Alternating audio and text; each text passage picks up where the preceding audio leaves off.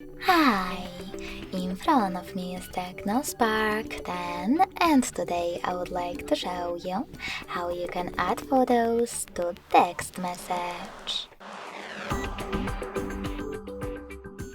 You need to begin by going into Messages app and selecting or creating a chat. When you finish, click on this plus at the bottom left corner and select the Gallery section.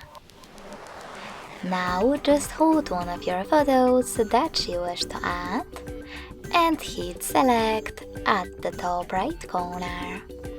So when I do that, as you can see, my picture was successfully added. Thanks so much for watching. If you enjoyed this video, don't forget to leave a like, comment and subscribe. Bye!